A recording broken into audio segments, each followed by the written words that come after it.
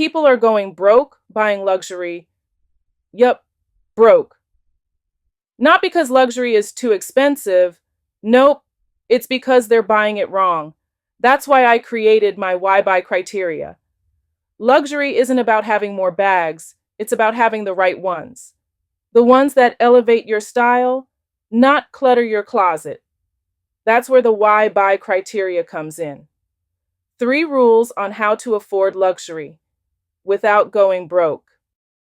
After today, you'll walk away with a simple filter that makes no the easiest answer and yes, a confident investment. It's the difference between going broke on bags and actually affording luxury. Welcome back to Why Buy, where we make sure your next luxury bag is the right one. My mantra: why buy it if the design doesn't elevate your style or keep its value?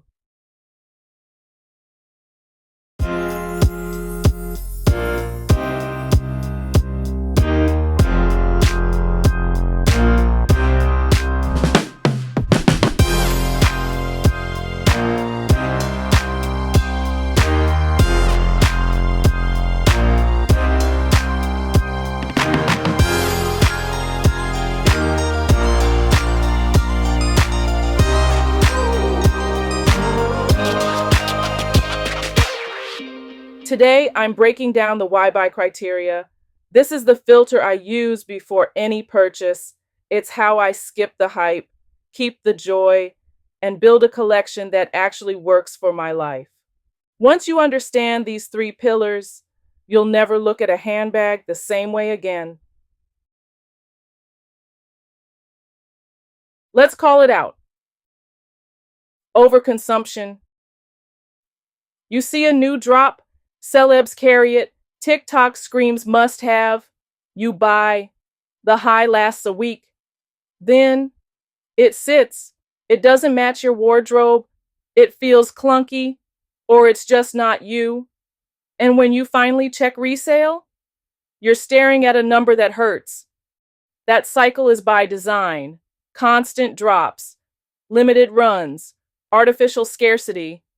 But real luxury, it's intentional. I knew I wasn't going to stop buying luxury. I'm in the fashion business. It's my world. But without boundaries, I drown in debt and regret. That's how the why buy criteria was born. And whether you're a collector, a casual shopper, or saving for your very first bag, using the why buy criteria will completely change the way you shop. When I started using the why buy criteria, I stopped chasing trends. I started curating pieces that earn their space. And no, this isn't about minimalism. It's about alignment. The why buy criteria is simple. Before I let any bag into my collection, I ask 3 questions. If a bag fails even one, it's a no. That filter has saved me thousands. And even better, it's kept my collection intentional. So let's get into the 3 pillars of a smart buy, the foundation behind every why buy decision I make. The first criteria is design. Ask yourself, is the design strong enough to last beyond trends? A bag can be hyped, it can be expensive, but if the design isn't strong, it won't last. Design isn't just about how a bag looks. It's about how it's built to last. I'm talking the silhouette, the structure, the stitching, the hardware, the materials, even the little details that make it instantly recognizable. It's the mix of all those choices that decides whether a bag will age beautifully or start to feel dated in a year. Take the Hermès Kelly. Everything about it is clean, structured, and intentional. Its equestrian roots show through in the top handle, the straps, and that precise closure. It was literally built for a lifestyle, one rooted in discipline, craftsmanship, and quiet luxury. That heritage gives the design purpose and meaning. It's not just a bag that lasts, it's a bag people desire.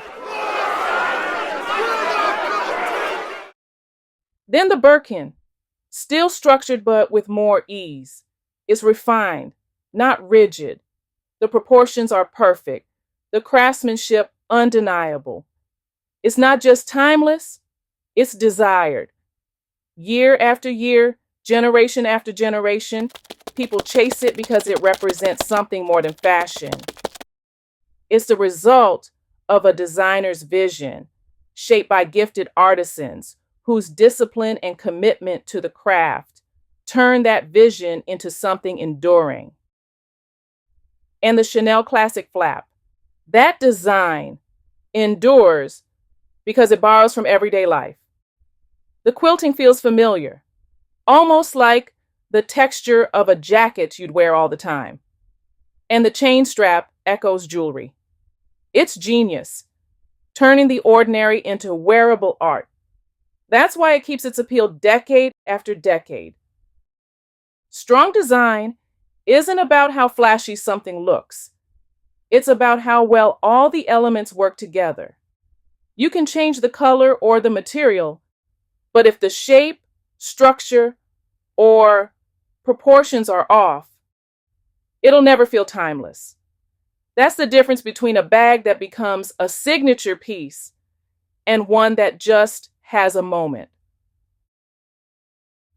On the flip side, the multi-pochette accessories. It wasn't even on my radar until influencers made it unavoidable. Fresh at first, then everywhere. Everyone carried it. Everyone looked good in it. Except me. All those little pouches and chains just felt clunky. It distracted from my looks instead of elevating them. I love the individual pochettes, but altogether, too much. The design just didn't work for me. 3 great pieces that looked better apart. It was trendy, not timeless, and eventually it just collected dust until I sold it. The difference between a trendy bag and a timeless one often comes down to design. Take Fendi, for example. The Fendi Kan I. It wasn't a silhouette problem. The issue was the details. Too many logos, too many prints, too much going on. It felt more like a moment than a classic. I liked it when it first dropped, but over time, all that branding and pattern mixing made it feel dated fast. Beautiful craftsmanship, but design-wise, it just didn't age well. But the Peekaboo, same brand, same variety of materials, yet it reads classic. The difference isn't the color or leather, it's the design. The Peekaboo was built with a timeless silhouette that feels signature to Fendi, while the Kan I leaned too hard into trends. That's the power of design. It decides whether a bag becomes a forever piece or a fading moment. Now, that doesn't mean every trendy bag is off limits. If a trend genuinely fits your style, if it feels like you, then it's still a smart buy. The key is knowing whether you love the trend or you love the design. The Chloe bracelet bag, it's out of trend. This bag makes sense personally. It ties into my boho country style, so I'll keep wearing it no matter what the market says. And then there are bags I skipped, like the Bottega dumpling with the chunky chain. It was everywhere. The design of the pouch was all about silhouette, an oversized dumpling of leather. A lot of people call the bag a new classic, and I get it. The design is strong, but personally, it doesn't speak to me. And that's okay. The point is to know what designs truly connect with you, because when a bag's design doesn't speak to your style, it won't stay in rotation, no matter how classic everyone else says it is. The overall silhouette didn't inspire me, so I passed. But here's the twist. There's a fresh new silhouette in this same family, one with a drawstring design that I do love. That's coming up in another Why Buy video. For more on why buy, make sure you hit subscribe and turn on notifications. Remember, a strong design doesn't always mean minimal. Look at the Fendi baguette. Small, bold, playful, but it's been reinvented season after season since Carrie Bradshaw called it the bag. Why? Because the design is adaptable, versatile. So ask yourself, does this bag's design stand on its own? Or is it just leaning on trend? Key takeaway. Design isn't about hype. It's about staying power. So back to the mantra. Why buy it if the design doesn't elevate your style or keep its value? The second criteria is style. Ask yourself, does the style elevate your signature look? Not just what influencers are pushing? Style is personal. It's like I always say, my style is personal and purse anal. When I talk about style, I'm talking about how a bag fits your real life, not the runway. It's about the energy, the mood, and whether it aligns with how you show up every day. Because when a bag fits your lifestyle and your personal aesthetic, you'll actually wear it. And that's real style. But here's the trap. We see influencers styling a bag perfectly. And we think, if I buy that, I'll look like them. Nope. When you bring it home, it doesn't match your wardrobe, your lifestyle, your energy. Style is about how a bag fits into your life. The Louis Vuitton Alma, a classic, office, casual, date night, it flexes with you. And then there's the B Buzz. Beautiful design, structured, polished, but it just didn't fit my life anymore. I used to love a sharp work bag for the office. Now, I work from home. I need pieces that move with me, not ones that remind me of a schedule I don't live by. That's why I say, style isn't just what looks good, it's what fits your lifestyle right now. The Lady Dior in lambskin, too formal for jeans. But when I found a vintage nylon version, suddenly it worked for streetwear. Same bag, different material, different life. And sometimes it's the details that decide whether something fits your look. Like hardware. I already had a Chanel flap with gold hardware. So when I bought my Lady Dior, I chose silver. That way it complemented my wardrobe instead of competing with it. Those small choices make your collection more cohesive and more you. So the question is, does this bag elevate your personal style? Or does it demand you change your style to fit it? Because luxury should fit into your life, not the other way around. And this leads to the most controversial criteria. The third and final criteria is value. Ask yourself, does this bag have value? When it comes to value, it's not just about price. It's about what kind of return you're getting. And that return looks different for everyone. Sometimes value is financial security, like a Kelly or a Birkin. They hold and sometimes even grow in value over time. Sometimes value is legacy. A Chanel classic flap you'll pass down, knowing it'll still mean something years from now.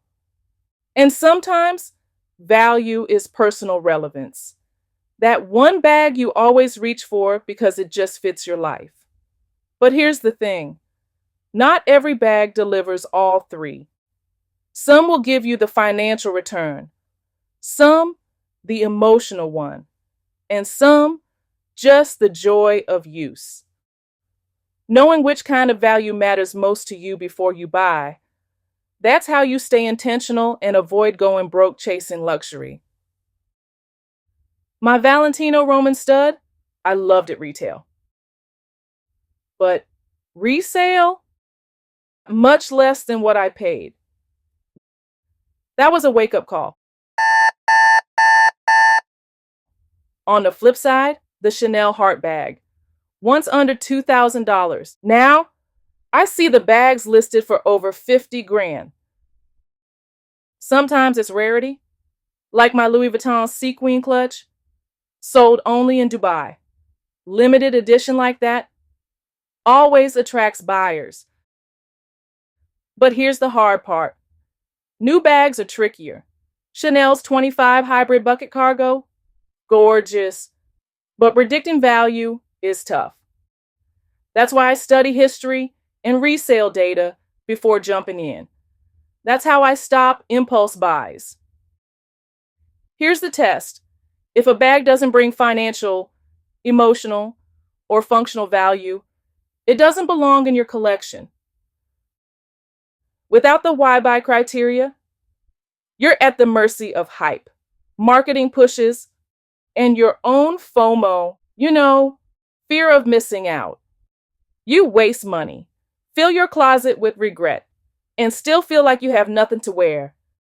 With the criteria, you have clarity, confidence, a collection that feels curated, not crowded, bags that make you proud, not guilty. And the best part, you stop chasing luxury and start living it on your terms. Here's your challenge. Before your next handbag purchase, run it through the why buy criteria. Design, style, value. If even one fails, skip it. And if you're wondering how to measure value, that's the next episode. The luxury value formula that can save you thousands. So subscribe, hit the bell, and drop a comment. What bag are you running through the why buy criteria right now? Because here's the truth. Luxury isn't about shame. It's about intention.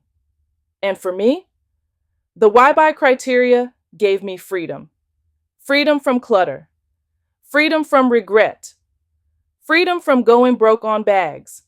And that's what I want for you.